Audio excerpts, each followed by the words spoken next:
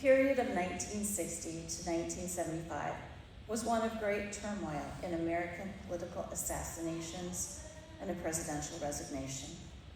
The struggle for civil rights for all Americans, scientific and technological changes, challenges to cultural mores, including the youth movement and roles and expectations for women. An overriding and often diverse component was the war in Vietnam. Many of our young people saw their duty, fulfilled their service, and paid an awful price.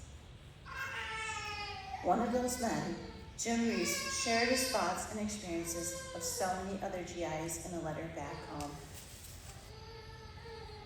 Leader Telegram, Friday, May 20th, 1966. GIs in Vietnam write home as they look to end of war. By PFC James A. Reese, B Battery, 1st Battalion, 30th Artillery, son of Mr. and Mrs. Arthur Reese, Route 2, Augusta. Thuy Hoc, Vietnam. A day in Vietnam is awakening at 0530 hours to a quiet, warm breeze. That is, if you haven't been on guard all night. Quickly dressing in the sunrise. Walking to the mess tents. Eating powdered eggs and sea rations. Being greeted by the ARVN troopers. Walking back to our position and brushing your teeth. Shaving. Having a section meeting to learn of the day's work. Getting at the chore of cleaning the 155mm howitzer and individual weapons and gear. Waving at a helicopter hovering by. Loading the truck with equipment to prepare to move to a new position. Pulling out of the area. Everyone sitting on the loaded trucks, weapons at ready. Traveling through an area where Charlie had hit the night before. Huts still burning. Vietnamese wandering around lonely, lost, crying, and hungry. Watching helicopters hover over and ahead of the convoy to bring hot water on Charlie if he shows. Waving to the villagers as they cheer us on. Halting the convoy when the road is cleared of mines. Moving out again.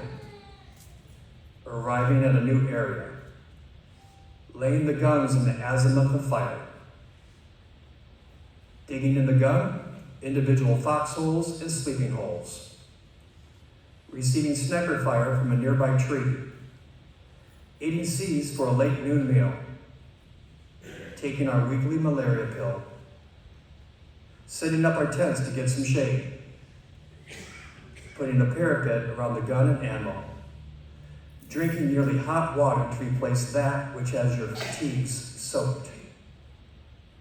Trying to avoid the hot sun by working in 15-minute shifts.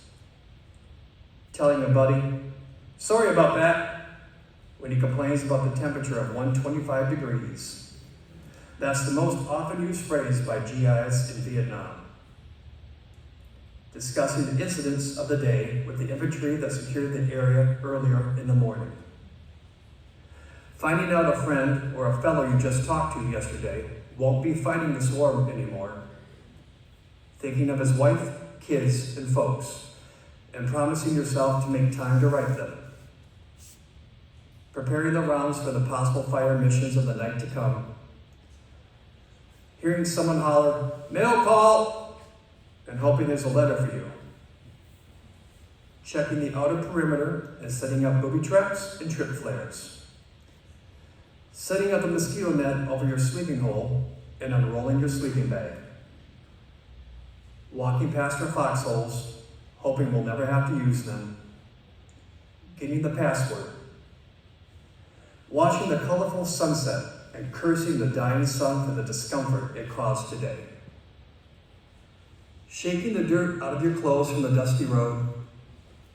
Getting water to wash and shave with from a nearby canal or a shallow well. Watching the silent flares being shot off in the distance. Plugging your ears for the first artillery blast of the evening. Eating the third meal of C's for the day, hoping it's a number 2 unit, which has fruit and candy in it. drenching ourselves with mosquito repellent, firing support for the infantry on patrol in the calm country, receiving the words, "End of mission," and preparing for the sack, writing a short letter home to your folks by a flashlight, saying goodnight to your girl, even though she's 11,000 miles away,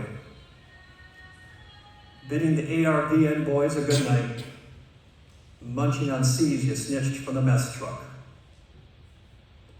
removing your boots and stretching out under the stars, slapping the one mosquito that got inside the net when you did, remembering the folks in the States are just starting their day, checking your weapon by your side, turning off the flashlight, placing it near you, turning over,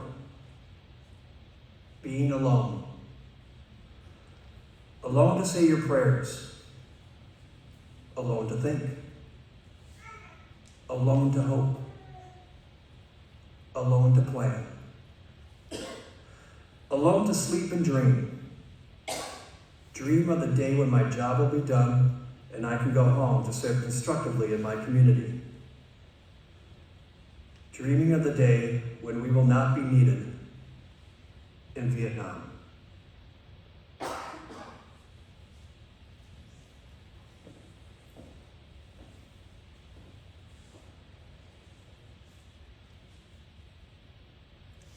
To those who served, welcome home.